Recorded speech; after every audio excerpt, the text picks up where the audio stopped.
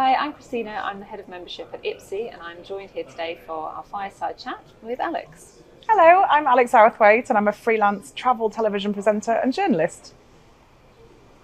So Alex, just a couple of quick fire questions just to get us started. Okay. What do you love most about being self-employed? It's the flexibility. It has to be. Might seem like quite an obvious answer, but I like being my own boss and having the flexibility to choose projects that I'm passionate about, which I might not be able to do if I was working for someone else full time, I think. Lovely, lovely. And if you could go back and give yourself one piece of advice, possibly like before, at the time you went self-employed, what would that be? That's a good question. Possibly not compare myself to other people. I think it's quite easy to do these comparisons with other people in the field and view people as competitors, and I don't think that's a very good idea. So yeah, don't compare yourself to others. That's very good advice, yes. And this might be the same or similar answer then, but what do you find the most challenging about being self-employed?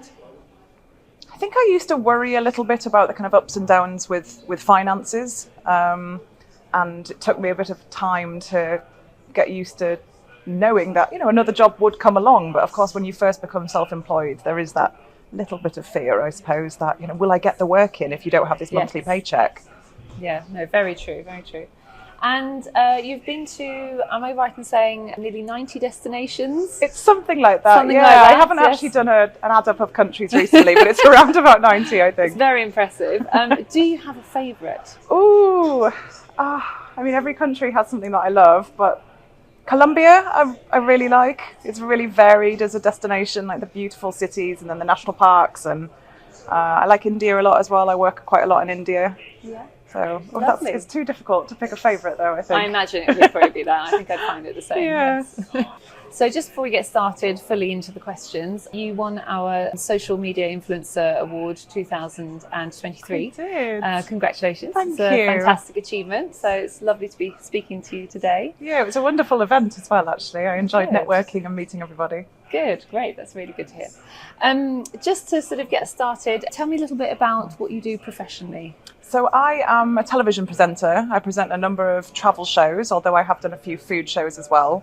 So I am freelance, of course, but I work for a number of different clients, including Amazon, Sky, Travel XP, Discovery Plus, as well as doing quite a lot of live events as well. I also work for a number of tourist boards creating destination videos. So quite Lovely. a lot of different strings to my bow, as my mum would say. Definitely, definitely. So what was it that made you want to forge a career as a self-employed TV presenter? I don't think it was a conscious decision where I just woke up one day and thought, I'd like to be a TV presenter. I did quite a lot of presenting while I was at university as kind of part-time job, but that was mainly corporate videos and things like that. And I actually presented my first show was a food show, and it was very much in at the deep end. I applied for a job that I saw posted online, and it was one of those ones where you think, you're never going to get that. I'm never going to get it. And then I got a call a couple of days later and I thought it almost seemed too good to be true. And I just absolutely loved the experience. The show did quite well, which was very lucky. And it's kind of gone from there, really. And now I wouldn't swap it for anything. No. So I feel very fortunate, actually. Yeah, that sounds really exciting. And then how did you move into sort of more travel? So the channel I initially started working for was a travel channel, but it just so happened that the first show that I did was a food-based one. So they started asking me to do some travel shows as well, and then I started creating content on my social media platforms to kind of complement the TV shows. I see. And that actually brings me on to my next question about sort of social media. You've obviously grown a really good, big social media following, and a lot of self-employed people obviously do use social media platforms to explain to people what they do for work or showcase what their skills are. How have you found sort of growing that community and sort of keeping them up to date and things? Yeah, that's a good question. I don't think it is necessarily just about numbers, though. And I think if I'm giving advice to other people building their platforms, I think it's just as long as you've got a USP and you're kind of being authentic and genuine. I don't think it matters if you've got huge numbers or small numbers. The growth of my channels has been quite slow and steady. It wasn't an overnight thing. And I've always got to, even now, experiment with different types of content because it's always changing what works on Instagram one week probably won't work the next week. But I think I've done a lot better when I've just been more genuine to myself and haven't tried to copy trends and things like that. Yes, yeah, no, that's probably a very good piece of advice, I think. Yeah. Are there any specific sort of bits of advice that you would give to anyone who is sort of trying to kind of grow their network in a sort of similar way, do you think? I go to a lot of live events and networking events to meet people, which has helped, just chatting to other people about different ideas, because as a freelancer, occasionally it can feel like you're on your own. And I think going to these events and getting tips from other people really has helped with, what works and what doesn't work, and a bit of trial and error. Yes, yeah, very true. So I also want to ask a little bit about the sustainability kind of side of what you do. So you've mentioned sort of slow travel and things, and it's something that's quite close to my heart as well, and sort of all aspects of life. But tell me a little bit more about sort of how, maybe advice you'd give to people in terms of wanting to be sustainable in their travels and seeing different places and still experiencing cultures. I appreciate I've got the luxury of time sometimes, so it's all very well me saying, oh, do slow travel, but I know everyone doesn't have the time. But I just think, don't rush through your travels. Don't try and fit too much in. Don't be flying between destinations. If you can, try and go overland, train, bus. You actually meet some great people doing that, and not that many people will meet someone on a plane, but I've met amazing people traveling by train and by local bus.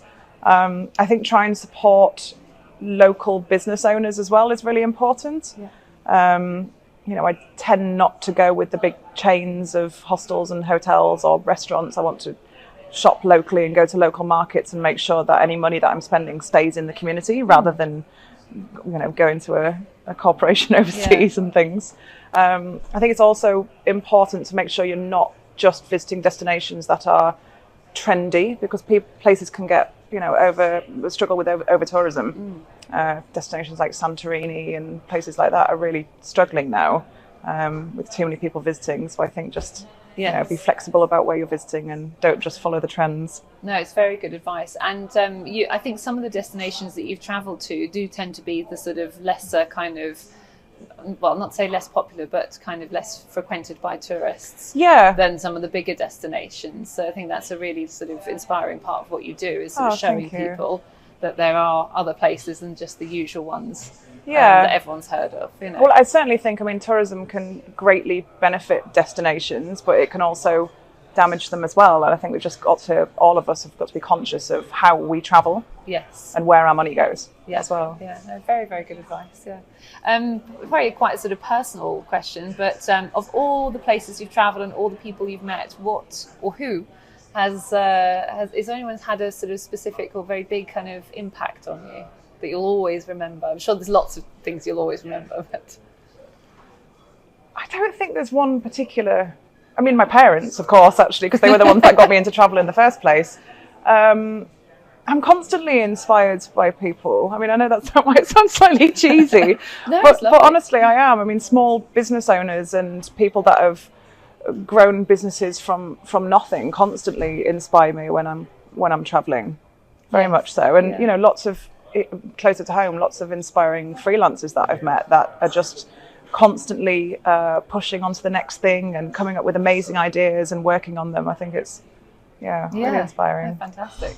I was going to ask as well, where did the passion for sort of travel and culture start? So I'm sensing, as you mentioned, your parents. Yeah. So my parents, before my sister and I were born, they did lots of really adventurous travels. They both had motorbikes and they were kind of all over the world on the bikes. And then when my sister and I were born, then we did a lot of European travel, kind of France and Spain, and we'd spend weeks camping in France and things. And I think I just got it from them, really, and they're really encouraging with the travels, which is nice. Lovely. That's really good. That's nice to know. What would you say are some of the biggest challenges of being self-employed? Well, it's always a learning curve, I think. There's always new things to learn. I guess kind of overcoming imposter syndrome, I guess, is maybe one of them. I think it's difficult to gauge success, I think, maybe for a lot of people, but especially I think if you're freelance, it's hard to know whether you've done things well or not. You don't really have people to bounce off necessarily. I think I probably find it easy to see if my friends have done well, but maybe don't find it very easy to see if I have. So I think that's a bit of a challenge, really. I sometimes struggle with finding what to focus on as well. I've got a lot of ideas and a lot of projects that I want to work on, and sometimes it's a case of choosing what to prioritise, I suppose, and that's a little bit of a challenge sometimes. A good challenge, maybe, yeah, because it's nice to have the different ideas, but yeah, occasionally I'd like someone to come and say, right, do this. That's what you need to focus on. This probably leads in quite nicely to the next question of sort of what learnings or advice would you give someone wanting to kind of forge a similar career in the same space, in the same world? What would you suggest to them, being self-employed yourself? You definitely need to be a self-starter. I mean, I think unless you're the son or daughter of someone famous, then you're not necessarily going to have someone just knocking at the door saying, oh, we've got a TV show for you. You know, it's a long road, really. So try and work on some of your own projects if possible as well. You know, people have asked me before about filming for themselves, and I do say you don't even necessarily have to have a proper camera or expensive microphone and things. You know, some videos you can try on your phone. So if you're trying to put together a show reel, if you're good at what you do, you could film it on a phone. You know, they're good enough nowadays. And start closer to home as well. You know, if you're wanting to work in the travel side, you don't necessarily have to be going off to Barbados. You can film a vlog around London or whatever city you're in. Yes. I think also network. You know, I've had to make a conscious effort and decision to start going to more events and meeting new people and being inspired by them as well. I see, yes, it's very important. Is there anything that you find that takes you out of your comfort zone that you kind of have had to do, and sort of how you've overcome that? Yeah, I mean, most of my work as a presenter has been on the television side. And I do get asked to host quite a lot of live events, which I do, and I enjoy it. But it's very different for me because my forte probably is in the TV side. And despite the fact I'm very confident, sometimes when you do have a big crowd in front of you and it's live, there are going to be nerves and things. And I think I've had to get better at that, definitely. So when pitching ideas and things, how do you go about sort of finding sort of the right person? I mean, that's quite hard, to be honest, and it really has been a bit of a learning curve.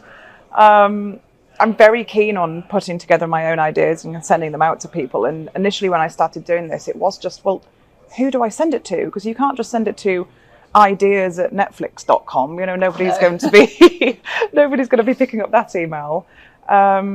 So going to a lot of events to start with has helped me meet the right people. I do quite a lot of group things online. There's a company called Screen Skills, and it's an online community for people working in the television industry. And they hold a lot of Zoom seminars where people can share ideas and share what they're looking for. There's a lot of events like Sheffield Documentary Festival where they do, I suppose, speed networking. So you can go in with a pitch deck and things like that. But I've also kind of found that everyone is in the same boat. I mean, I've spoken to people who I think are way ahead of me in my career, and they're still finding their feet as well, which did make me feel a bit better, because you can sometimes feel like it's only you that's struggling to find these contacts. Yes. Even LinkedIn, to be honest, has actually been really helpful. I think I used to overlook it a lot and think, oh, it's not for me. It maybe felt too corporate, but actually it's been really helpful. And just sometimes even just sending people a message on Instagram to say, I've got this idea, what's the best email to reach you on? And people are generally quite open to ideas, really, which is nice. Yeah, that's really good. Yeah. And then to some of that, I guess you now sort of have people coming to you and asking. Yeah, but it goes both ways. So I have people reaching out to me with ideas, asking, okay, we've got this pitch deck, can we put you on as a potential presenter, which is great. And if I like the idea, I'm happy to. But I'm still also reaching out to people with my ideas too. So it does go back and forth. But people are always looking for ideas. Honestly, you know, a lot of even the big channels, they're looking for people to come to them with a new idea, a new angle. So Well, that's good. That's quite inspiring to know Yeah. as well. So that's very good. And where sort of can we expect to see you over the next maybe sort of 6 to 12 months for those of us who follow you closely? And Oh, well, I've got a few NDAs that I've signed. So oh, we can't talk about those. I've just got a new show that's come out on Amazon, actually. I did a new wow. episode of The Wanderer, which was filmed in Turkey. And we Lovely. had a very lovely premiere down by Tower Bridge, which was very nice. So that's on Amazon Prime Video now, so you can watch Very that. exciting. We'll do. And I'm working on a documentary of my own, actually, as well. But like I said, I'm pitching that to a few different places. Say so no let's more. see. Yeah. We'll just have to watch this space. So Yes, in that case, exactly. Yeah. Excited to see where you go next. Thank you. So this brings our fireside chat to a close. Thank you so much for coming, Alex. It's been lovely speaking to you today. Thank you for having me. It's been really great being involved with IPSE.